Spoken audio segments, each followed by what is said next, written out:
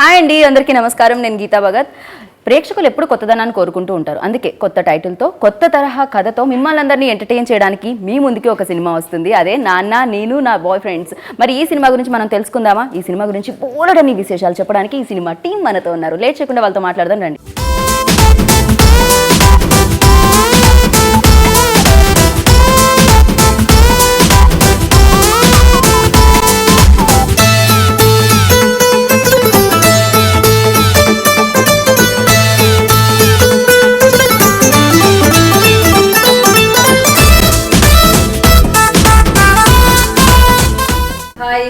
Hi. ఇప్పుడు చాలా గోల చేశారు. ఇప్పుడు ఇంత కామ్ గా హాయ్ చెప్పండి. నేను యాక్టర్స్ కదా, కెమెరా ముందు ఇలా కెమెరా ముందు వస్తున్నా నటిస్తాం. రియల్ లైఫ్ లో చాలా సీరియస్ గా ఓకే. ఇప్పుడు సీరియస్ గా ఉన్నారా మీరు? మరి కనబడుతున్నదా? మాకు కనిపించట్లేదు. సారీ, అది మీ ప్రాబ్లం. నేను ఏం చేస్తున్నానంటే మీ వెనక మీరేమీ చేయొద్దండి, ఇంటర్వ్యూ చేయండి. కాదు, సినిమా మొదలైన దగ్గర గోల స్టార్ట్ చేశారండి. ఆగట్లేదు, అలవాటు అయిపోయింది. అదే కదా, సీరియస్లీ అయితే సినిమాలో ఎంత గోల్ ఉంటుందో అసలు. సంవత్సరం నుంచి ఒకటే సినిమా తీస్తే గోలే ఉంటుంది. 8 నెలలు అయిందా? 8 months నుంచి ఇది ఒకటే సినిమా, వేరే సినిమా లేదు వీళ్ళకి. ముందు మీకు డైరెక్టర్ గారికి హ్యాట్స్ ఆఫ్ చెప్పాలి. వీళ్ళందరినీ మీరు ఎలా మేనేజ్ చేశారో ఏమిటో. Okay, so Hebah hi. Good morning. Sleepy? No no. Well, అంటే ఒక బాయ్ ఫ్రెండ్ ఎవరు మిస్ అయినట్టు అనిపిస్తున్నారు. యా, ఒక గర్ల్ ఫ్రెండ్ కూడా. ఒక గర్ల్ ఫ్రెండ్ తేజ్ కూడా నాకు కొంచెం డౌట్ గా ఉంది. తేజు అశ్విన్ ఎక్కడ బాయ్ ఫ్రెండ్ లేరని నన్ను మిస్ చేయడం, నన్ను అనవసరం కూర్చోబెట్టారు. అంటే ఏమైందంటే అశ్విన్ అని వెళ్ళాలి, బాయ్ ఫ్రెండ్ లేడని ముగ్గురు బ్యాలెన్స్ చేయడం కోసం కూర్చోబెట్టారు నన్ను.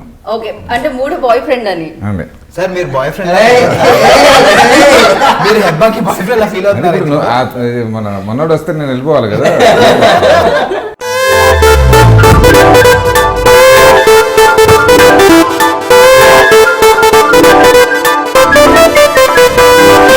తెలుగు రాష్ట్రాల్లో కుప్పలు తెప్పలుగా పడిన కుర్రాళ్లలో నుంచి కత్తి లాంటి ముగ్గురిని ఏరా.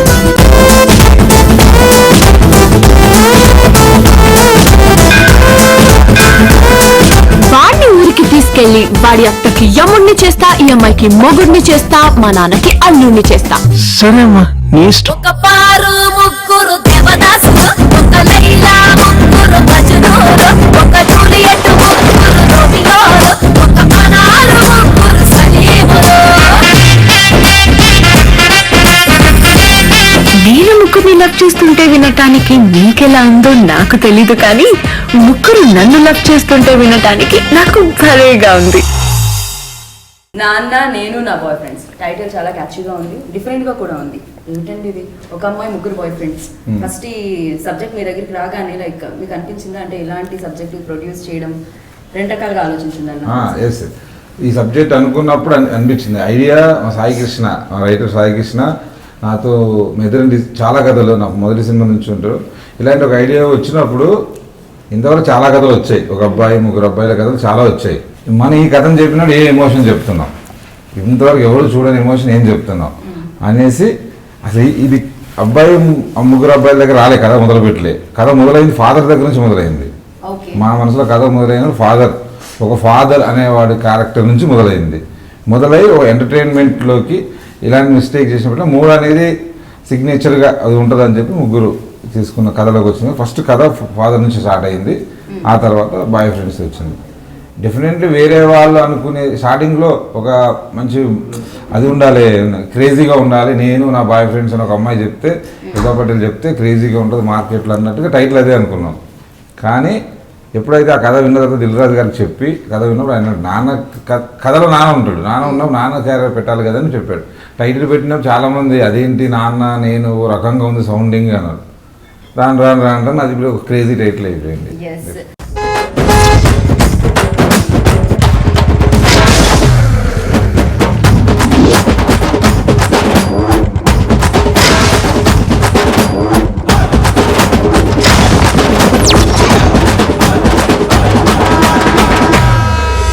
నాన్న నేను నా బాయ్ ఫ్రెండ్స్.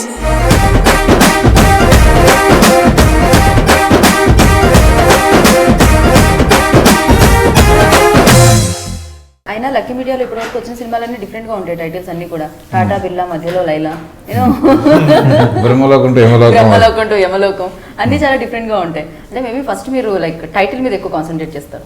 డెఫినెట్లీ. అంటే టైటిల్ ఎంతమంది జనాలు రీచ్ అవ్వాలంటే కనీసం ఒక యుద్ధం జరుగుతుంది. ఒక టైటిల్ మేము ఓకే చేయాలంటే మా ఆఫీస్లో 2 నెలలు ఒక యుద్ధం జరుగుతుంది. ఓకే, అంత ఈజీగా బయటికి రాదు. ఎంతోమంది నాకు చెప్పి డిస్ట్రిబ్యూటర్లకు చెప్పి అందరూ ఓకే అన్న తర్వాత ఈ టైటిల్ సినిమా ఓపెన్ అయినప్పుడు ఎండ్ వచ్చే వరకు ఇంకోటి అంటే ఎప్పుడు కూడా బెటర్మెంట్ వస్తుందంటే యాక్సెప్ట్ చేయడం మేము రెడీగా ఉంటాం. ఒకదాని మీద fix అవ్వం.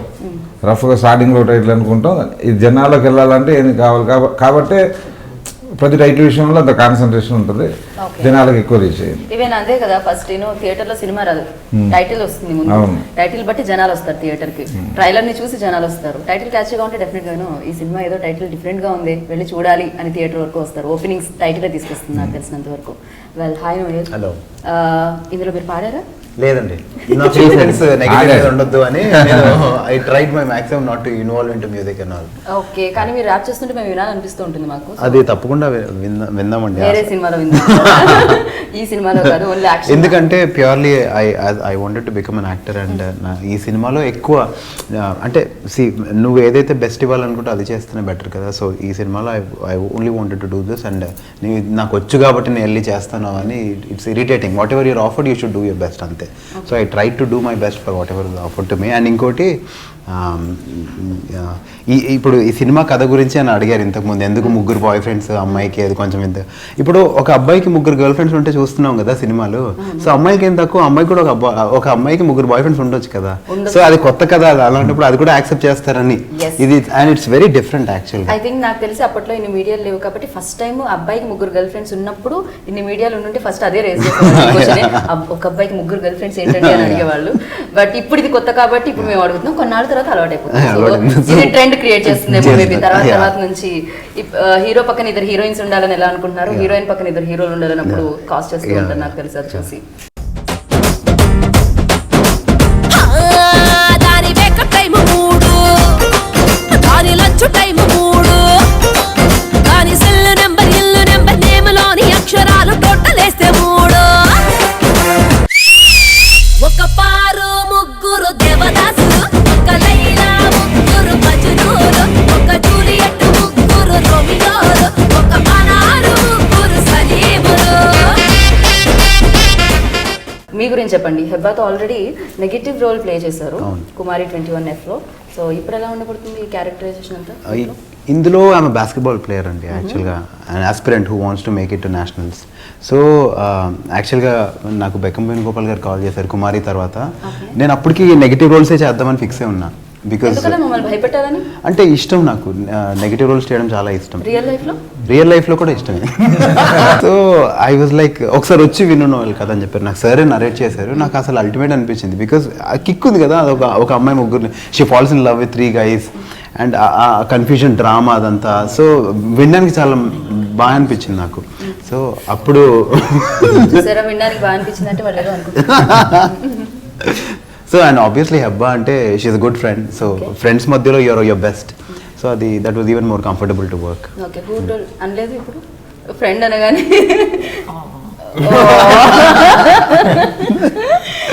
And coming to Parvatesham and why boyfriends enduku? No, boyfriends I have to say because I shared my vanity van room with them.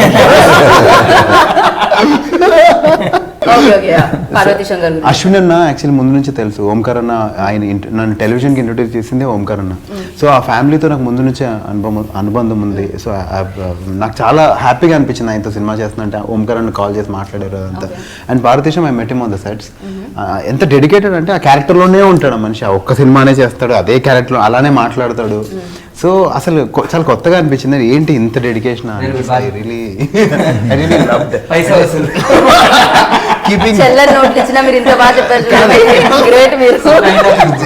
Heart felt కాబట్టి చెప్పా, లేదంటే మనీ ఫ్లో వేరులా ఉంటుంది కదా. చాలా మంచోడు, గొప్ప వ్యక్తి. సో అది so I have learn that from him. And Hebah అయితే she is always naughty crazy. It's fun always to work with her. కానీ ఇవాళే హెబ్బా ఇలా కామ్ గా కూర్చున్నారు, ఏమైంది? షీ స్లీప్ ఏం జరిగింది? పడుకుంది అందుకే. Hebah ultimate actor. ఎంత మంచి యాక్టర్ అంటే యాక్చువల్లీ తను పడుకుంది కానీ మీకు తెలియదు. Hebah hi good morning. Hebah పడుకోలేదు, మెల్కొని ఉంది. I heard every single word of everything that was said. Waiting నిన్ను చూడడానికి, లైటింగ్ నీకు పుట్టడానికి, వెయిటింగ్ మాట్లాడడానికి, గంట కొట్టినట్టు టైముకి, వెయిటింగ్ రాత్రి అవ్వడానికి, చాటింగ్ నీతో చేయడానికి, వెయిటింగ్ తెల్లవారడానికి, మళ్ళీ మళ్ళీ కలవడానికి, waiting waiting waiting for you baby, waiting waiting waiting for you. Hebah మీరు చెప్పండి, లైక్ వీళ్ళు అడుగుతున్నారు నన్ను, ఒక బాయ్ ఫ్రెండ్ కి ముగ్గురు అమ్మాయిలు ఉంటే పెద్ద కొత్త కాదు కదా, యాక్సెప్ట్ చేస్తాం కదా, కానీ ఒక అమ్మాయికి ఎందుకు అడుగుతున్నారు అని. సో ఫస్ట్ మీకు చెప్పినప్పుడు ఈ సబ్జెక్ట్, సో మీరు కూడా ఒక అమ్మాయి ముగ్గురు బాయ్ ఫ్రెండ్స్ అని. No, I like the story instantly. Why? I don't have any hang-ups. I say like why. See, she has 3 boyfriends for a reason. She has an ulterior motive in head.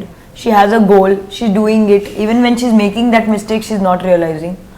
So that's why I wouldn't do it in my real life. But in the movie, she does it for a reason. So I didn't have any apprehensions. Like there are 3 boyfriends. Does it make me look like a bad girl? No, nothing of that sort. Okay, so first మీకు ఇలా ముగ్గురు bye friends ఉంటారు అని చెప్పినప్పుడు అడిగారా ఆ ముగ్గురు bye friends ఎవరు అని? That was my biggest concern. At least one of them should be nice. That was my concern. ఇది బాగుంది. ఓకే, ఎవరు నైస్ ఇంతకీ ముగ్గురులో? Rao Ramesh garu. పుట్టేదాకా మోసేదాన్ని అమ్మ అంటారు, కానీ చివరిదాకా మోసేవాడిని నాన్న అంటారు.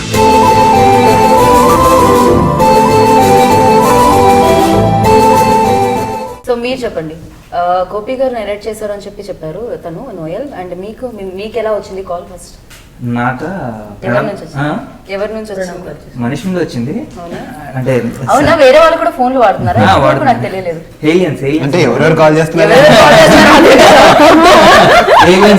అదర్ ప్లానెట్ నుండి ఎవరో కాల్ చేస్తూ ఉంటారు నాకు. ఓకే, ఈ సో మీరు మూవీలో ఇంత లాగా. తొందరగా ఏ లాంగ్వేజ్ అయితే ఏదైతే ఉంటుందో స్లాంట్, దాన్ని వెంటనే మీరు తొందరగా కాదు, 2 months పట్టింది దానికి. అదే 2 months అయినా మా కష్టం. యాక్చువల్లీ నాకు సార్ నరేట్ చేస్తున్నప్పుడు 2 క్యారెక్టర్స్ అన్నారు. అంటే నా రోల్ కి ఒకటి మాసీ క్యారెక్టర్ ఉంటుంది, ఇంకోటి పంతులు క్యారెక్టర్ అనేసి. నేను సార్ కాను, సార్ పంతులు క్యారెక్టరే. మాసీ అంటే ఆల్మోస్ట్ అంటే రోజుల మారేలో కొంచెం మాసీ క్యారెక్టర్ ఉంటుంది, కొంచెం డిఫరెంట్ గా ఉంటుంది అనేసి. లేదన్నా మేము ఆలోచిస్తాం, ఏది మాకు ఫైనల్ అయితే అది చేస్తాం అనేసి. ఒకసారి నాకు కాల్ చేశారు, నాన్న పంతులు క్యారెక్టర్ ఫిక్స్ అయింది అనేసి. I'm very happy. ఏ రోజైతే చెప్పారో ఆ రోజు నా కాల్ ఫ్రాక్చర్ అయింది. సో ఆ రోజు నైట్ 11:30కి వచ్చా అనుకుంటా సార్. వచ్చి సార్ ఇలా కాల్ ఫ్రాక్చర్ అయింది, సో 2 months పడుతుంది, ఇంకో యాక్టర్ని ఎదుక్కోండి మేబీ అంటే ఎవరికి చెప్పారు ఈ విషయం? సార్కే. గోపి సార్. సార్ 2-3 వరకు ఆఫీస్లోనే ఉంటారు, ఎక్కడికి వెళ్ళరు. సో ఇంకా రాగానే లేదు నాన్న వెంటనే, అంటే కొంచెం కూడా ఆలోచించలేదు సార్, వెంటనే మేము వెయిట్ చేస్తానా అని అనగా ఐఎమ్ వెరీ హ్యాపీ. అంటే సార్కి నా మీద ఇంత నమ్మకం ఉన్నందుకు I'm very thank you sir, thank you so much. సరే, ఎందుకు 2 months ఆగి తన్నే తీసుకోవడానికి కారణం ఏంటి?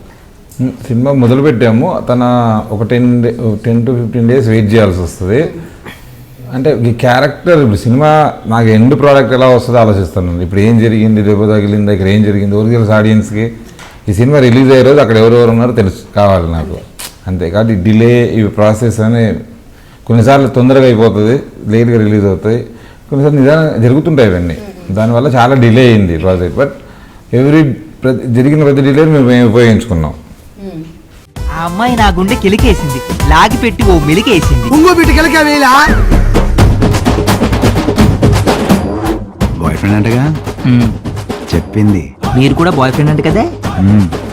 చెప్పింది. సో అలాగే డైరెక్టర్ గారి గురించి చెప్పండి, భాస్కర్ బండి గారి గురించి. భాస్కర్ ఈ కథ మేము ఓకే అనుకున్న తర్వాత భాస్కర్ అప్పటికి నాకు 2-3 కథలు వేరే కథలు వచ్చి వినాయక్ గారి ద్వారా ఫోన్ చేయించుకొని వచ్చి కథలు వినిపించాడు. తర్వాత నేను దీనికి డైరెక్టర్ అనుకున్నప్పుడు మొత్తం రెడీ చేసి ఇస్తున్నాం, ఇంతమంది ఆర్టిస్టులని డీల్ చేసి కమర్షియల్ సినిమా చేయగలిగే కెపాసిటీ ఉన్న వాళ్ళు కాదు. డైరెక్టర్ అంటే కథ చెప్పగానే డైరెక్టర్ అవుతున్నారు, అవన్నీ ఉన్నాయి. కానీ వీళ్ళందరినీ 24 hours లీడ్ చేయగలిగి ఒకట్లేదు, ఇలా ప్రోడక్ట్ తీసుకోవడం అందరి చేత. అలాంటి లీడర్ కావాలి, అలాంటి ప్రాజెక్ట్ని బాగా చేసేవాళ్ళు కావాలని డాక్టర్ తనతో మాట్లాడడం. తను చెప్పిన కథల జానర్ కూడా ఇలాంటిదే, ఫ్యామిలీ ఎంటర్టైనర్స్, పక్కా మాస్ ఫ్యామిలీ ఎంటర్టైనర్. దానికి అడిగాను, నేను కథ వింటాను సార్ అన్నాడు. వేరే కథ చేయడానికి ఓకే, కథ వినగానే నచ్చింది ఆయనకి. అక్కడ నుంచి నేను చెప్పినప్పుడు కథలో లైన్ ఉంది, డైలాగ్స్ ఇట్లా ఏం లేవు. ఆ తర్వాత ఒక్కొక్కటి తన దగ్గర ఉండి చేయించుకొని సినిమా చేసి. సో ఇది సీరియస్లీ డిజైన్ కూడా, పోస్టర్ డిజైన్ చేయడం కూడా చాలా ఆలోచించేసినట్టు అనిపిస్తుంది. నాన్న దగ్గర పలక ఉంటుంది, నేను దగ్గర పుస్తకం ఉంటుంది, నా బాయ్ ఫ్రెండ్ దగ్గర మొబైల్ ఉంటుంది. సో దిల్ రాజు గారి ఐడియా. ఓకే, టైటిల్ నాన్న పెట్టిన తర్వాత ఈ ఐడియా ఇచ్చింది ఆయన్ని. అమ్మాయిల్ని నమ్ముకున్నాం అనుకో ఆకేసి అన్నం పెడతారు, అదే అమ్మాయిని నమ్ముకున్నాం అనుకో నాకేసి వదిలి పెడతారు. ఒక పారు ముగ్గురు దేవదాసులు, ఒక లైలా ముగ్గురు మజునులు. ముగ్గురు అబ్బాయిల్ని ప్రేమిస్తున్నానని చెప్పే ముందు 25 ఏళ్ల నుంచి ప్రేమిస్తున్న మీ నాన్న నీకు గుర్తుకు రాలేదా? గుండె చప్పుడాగిపోతోంది, కట్టి నీరు పొంగిపోతోంది, కారమంతా మారిపోతోంది, పారిపోతోంది, జారిపోతోంది. కూతురు కోరుకుంటే ఏమైనా ఇచ్చేస్తారా? ప్రాణం తప్ప ఏదన్నా ఇచ్చేస్తాను. అది ఇచ్చేస్తే దాని తర్వాత కోరికలు తీర్చడానికి నేను ఉండాలి కదా.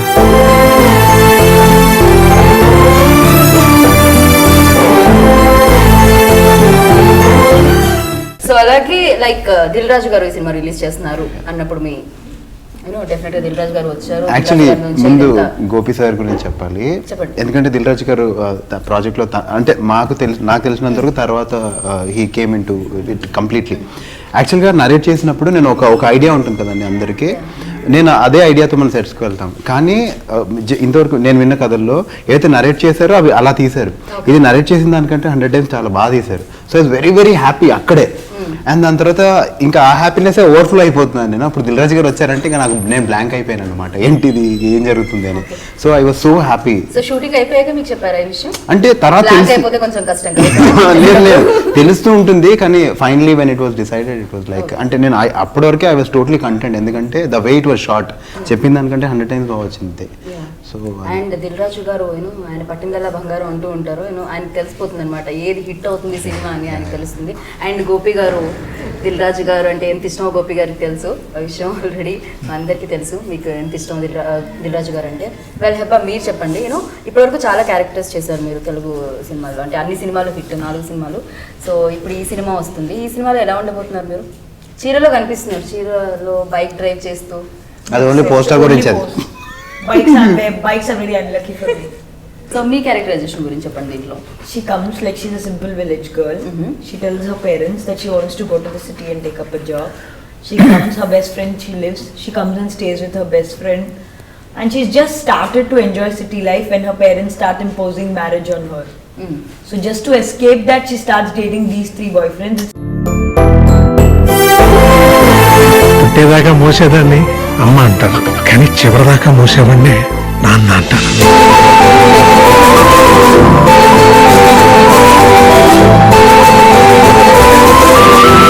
అరేంజ్ మ్యారేజ్ అనేది టెక్స్ట్ బుక్ లాంటిది, అక్కడ ఏది ఉంటే అది చదువుకోవాలి. అదే లవ్ మ్యారేజ్ అనుకో నోట్ బుక్ లాంటిది, నీకు ఇష్టం వచ్చింది రాసుకోవచ్చు.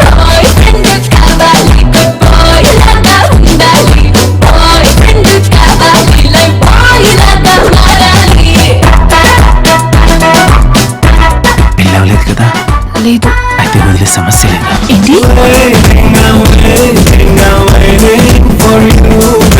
తెల్లగా ఉన్నాను తాజ్మహల్ కి, చల్లగా ఉన్నాను హిమాలయాలకి, అందంగా ఉన్నాను నీకు చెప్పాలా బంగారం?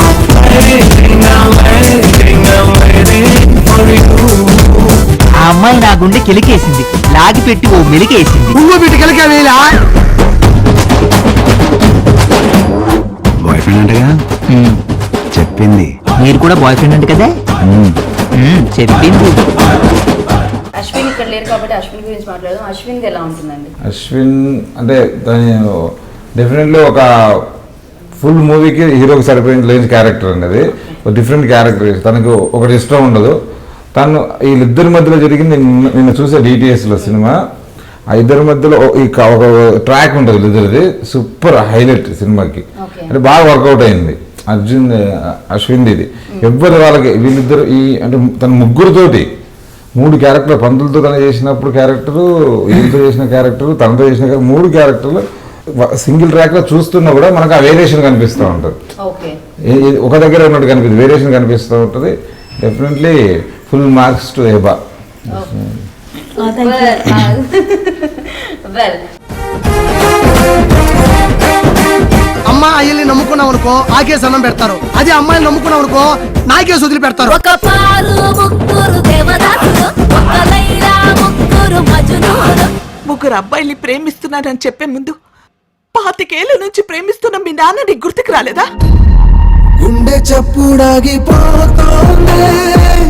గట్టి నీరు పొంగిపోతోంది, కారమంతా మారిపోతోంది, పారిపోతోంది, జారిపోతోంది. కూతురు కోరుకుంటే ఏమైనా ఇచ్చేస్తారా? ప్రాణం తప్ప ఏదన్నా ఇచ్చేస్తాను. అది ఇచ్చేస్తే దాని తర్వాత కోరికలు తీర్చడానికి నేను ఉండాలి కదా. సో మ్యూజిక్ గురించి మిమ్మల్ని అడిగితే ఇంకా బాగా చెప్తారేమో. సో ఈ ఫిల్మ్లో already music super duper hit. So which is your favourite number? నా ఫేవరెట్ సాంగ్ ఆల్వేస్ వెయిటింగ్ అండి. అండ్ దాని తర్వాత మౌనమా ఇస్ లైక్ అది ఆల్ టైమ్, ఇంకా అది ఎప్పుడు మన మైండ్లో ఉండిపోయేది. వెయిటింగ్ ఎందుకు ఇష్టం అంటే బికాస్ అది ఎక్కువ యూత్ కి కనెక్ట్ అవుతుంది. And it's how you feel when you start following in love, you always want to be with your girl friend అలా. సో నాకు మౌనం కూడా చాలా ఇష్టం. కానీ అదొక మూడ్ సాంగ్. అది you're not always in a sad mood, you're always fun, you're always in fun mood కాబట్టి అంత బ్రేకబుల్ మనకు కావు కాబట్టి రియల్ లైఫ్ లో. సో వెయిటింగ్ అనేది ఇట్స్ రియలీ క్రేజీ. వెయిటింగ్ నిన్ను చూడడానికి, లైటింగ్ నీకు పుట్టడానికి, వెయిటింగ్ మాట్లాడడానికి, గంట కొట్టినట్టు టైముకి, వెయిటింగ్ రాత్రి అవ్వడానికి, చాటింగ్ నీతో చేయడానికి, వెయిటింగ్ తెల్లవారడానికి, మళ్ళీ మళ్ళీ కలవడానికి, waiting I'm waiting for you baby, waiting I'm waiting for you. అంటే మాస్ సాంగ్, ఒక సెట్ సాంగ్ అనేది ఎప్పుడు అనుకోలేదు. నాకు దూరం లేదు ఆ ఇమాజినేషన్. కానీ అది సినిమాలో జరగడం, అంత తొందరగా జరగడం నాకు చాలా హ్యాపీగా ఉంది. అండ్ సెట్స్ అవన్నీ కూడా అద్భుతంగా వేశారు. Thanks to Gopi sir, thank you sir. మాకు అసలు రచ్చ సెట్స్ ఇచ్చారు. మామూలుగా లేదు సాంగ్, సీరియస్లీ వెరీ అవసరం కదా. తేజస్విని స్పెషల్గా తన పారు దేవదాసుల సాంగ్, తేజు అతను చేసిన అన్ని క్యారెక్టర్లు చాలా చాలా చాలా పెద్ద క్యారెక్టర్ సినిమాలో చేసింది. డెఫినెట్లీ తనకు చాలా కూడా చాలా పెద్ద పేరు వస్తుంది. దాని బెక్క టైము మూడు, దాని లంచ్ టైము మూడు, దాని సెల్ నెంబర్ ఇల్లు నెంబర్ నేమలోని అక్షరాలు టోటలేస్తే మూడు. ఒక పారు ముగ్గురు దేవదాసులు, ఒక లైలా ముగ్గురు మజునూలు, ఒక జూలియట్ ముగ్గురు రోమియోలు, ఒక పనారు ముగ్గురు సలీములు.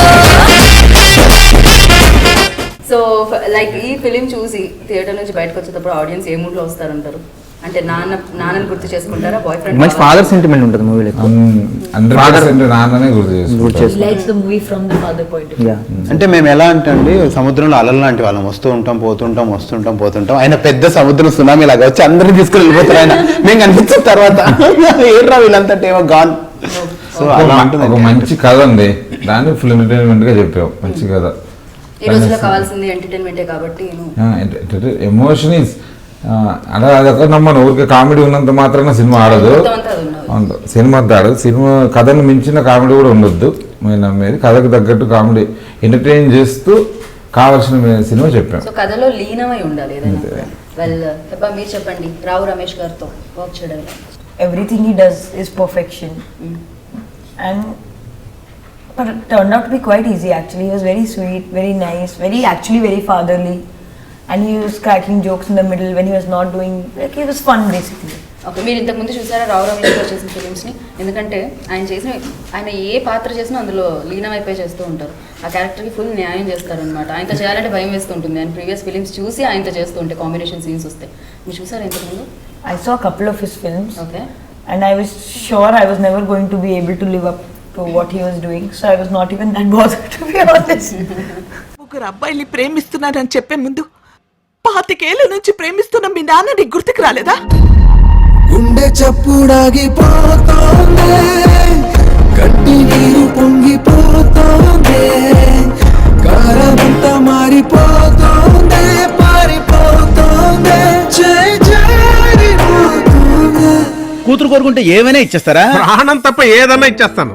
అది ఇచ్చేస్తే దాని తర్వాత కోరికలు తీర్చడానికి నేను ఉండాలి కదా. ఓకే, సో మీరు చెప్పండి, రావు రమేష్ గారితో మీకున్నాయా కాంబినేషన్ సీన్స్? యాక్చువల్లీ మాది ఫస్ట్ మా గురించి తెలిసాక ఆయన వచ్చి మాతో మాట్లాడే సీన్ అండి, అదే ఫస్ట్ డే షూట్ చేసాము ఆయనతో. సో అంటే ఆబ్వియస్లీ సీనియర్ యాక్టర్ వచ్చారంటే మనం సెట్లో ఆయన్ని అబ్జర్వ్ చేస్తూ ఉంటాం కదా, దూరం నుంచి అడ్మిరేషన్ అదంతా. ఆయన ప్రసన్నపై వచ్చి నరేట్ చేయగానే డైలాగ్స్ అవన్నీ ఆయన ఒకసారి సీన్ ఎంత ఇది ఎలా చేయాలి, ఇది ఎలా చేయాలి, ఎలా చేయాలని ఆయన ఆతృత. అంటే ఆయన ఎన్ని సినిమాలు చేస్తుంటారు and still he was trying to give his best. నేను అది అలానే అబ్జర్వ్ చేస్తున్నా. అంటే అంత ఉంటుందా, అంత ప్యాషన్ ఉంటుందా, అలా నేను ఇలా ఎంత బాగా ఇలా చేద్దామా అలా చేద్దామని. చోట ఎలా అంటే వాళ్ళిద్దరు బాగా క్లోజ్ చోట ఎలా చేస్తే బాగుంటుంది ఇది అది ఇది. So I was like totally ఆయన్ని అబ్జర్వ్ చేస్తున్నా. ఏంటి అసలు మనం ఏమో అంటే అంత ఎక్సైట్ అవుతానా నేను డైలాగ్స్ ఇస్తే, నేను అంత ప్యాషన్ ఉందా నాకు. I was trying to calculate value my self. ఎంత సీరియస్లీ అమేజింగ్ అండి. ఐ వాజ్ అండ్ సెట్ లో రావు రమేష్ గారు తర్వాత సింగిల్ టేక్ లో చెప్పేది పార్వతీ సింగ్ గారు అని నేను విన్నాను. అస్సలే లేదు. అంటే ఆ టేక్ ని అన్ని కొట్టేసి ఇది ఒక్కటే వస్తే సింగిల్ టేక్ అవుతుంది. సింగిల్ షాట్ సీన్ ఉంది సినిమాలో. సింగిల్ షాట్ ఉంది కానీ ఆయన సింగిల్ షాట్ లో చేయలేదని ఆయన చెప్పారు. He's very good, he's very good. As I told you, he's very dedicated. చెప్పు డార్లింగ్. మీరు దీంట్లో సింగిల్ టేక్ లో చెప్పిన సీన్ ఏదైనా ఉందా? నేను ఎప్పుడు సింగిల్ టేక్ అంటే నాకు యాక్చువల్లీ ఏముంటుందంటే నేను టేక్ కి బెటర్ చేస్తానని నాకు నమ్మకం ఉంటుంది ఎక్కువగా. బేసిక్ గా సింగిల్ టేక్ లో చేసేసినా నేను సాటిస్ఫై అని నాకు తెలుసు, ఇంకో టేక్ లో నేను బెస్ట్ ఇవ్వగలుగుతాను అనేసి. అందుకే మాక్సిమం ఇంకో టేక్ అంటా ఉంటా. వాళ్ళు వద్దన్నంత వరకు అంటాను మాక్సిమం.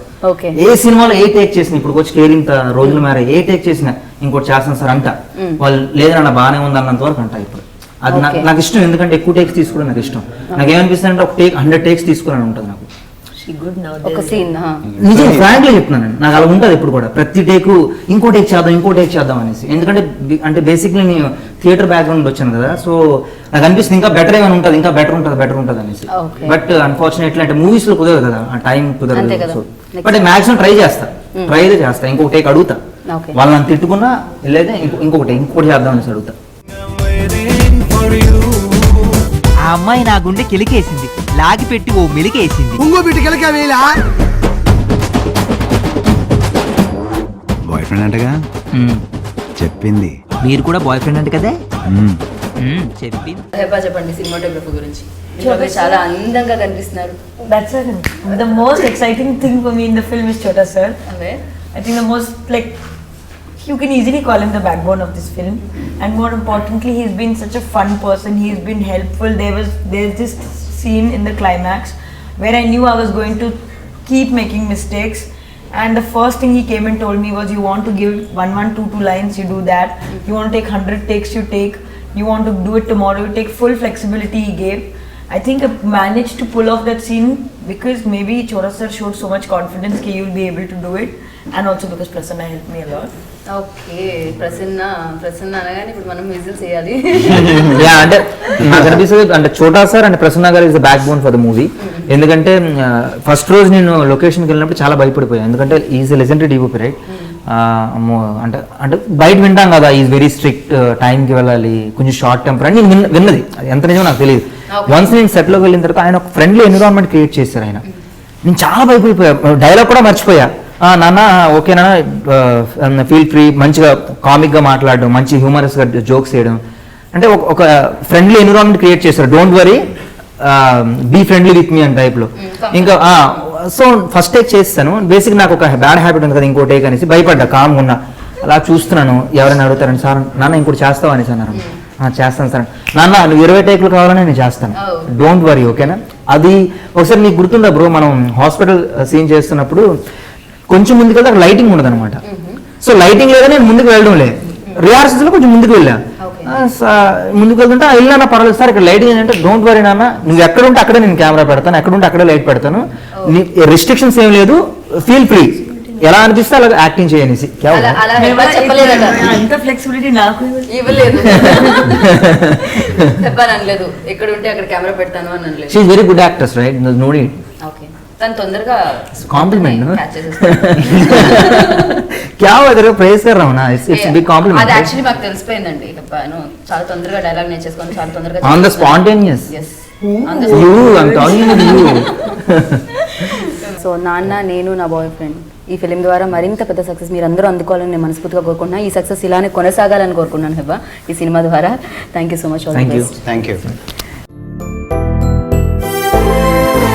పుట్టేదాకా మోసేదాన్ని అమ్మ అంటారు కానీ చివరిదాకా మూసేవాడిని నాన్న అంటారు.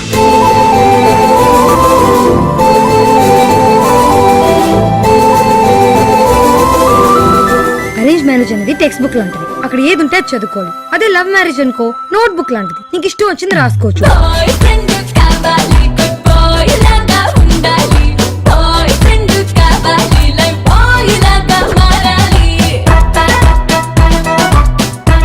పెళ్ళవలేదు కదా?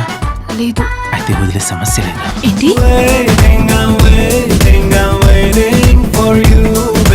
తెల్లగా ఉన్నాను తాజ్మహల్ కి, చల్లగా ఉన్నాను హిమాలయాలకి, అందంగా ఉన్నాను నీకు చెప్పాలా బంగారం?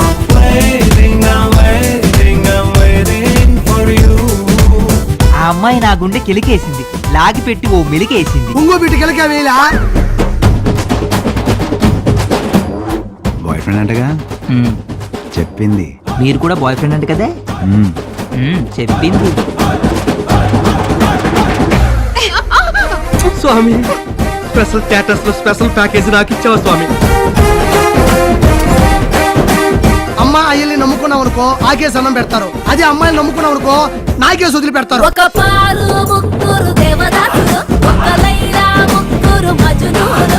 ముగ్గురు అబ్బాయిల్ని ప్రేమిస్తున్నానని చెప్పే ముందు 25 ఏళ్ళ నుంచి ప్రేమిస్తున్న మీ నాన్న నీకు గుర్తుకు రాలేదా? గుండె చప్పుడాగిపోతోంది, కంటి నీరు పొంగిపోతోంది, కాలమంతా మారిపోతోంది, పారిపోతోంది, జారిపోతోంది. కూతురు కోరుకుంటే ఏమైనా ఇచ్చేస్తారా? ప్రాణం తప్ప ఏదన్నా ఇచ్చేస్తాను. అది ఇచ్చేస్తే దాని తర్వాత కోరికలు తీర్చడానికి నేను ఉండాలి కదా.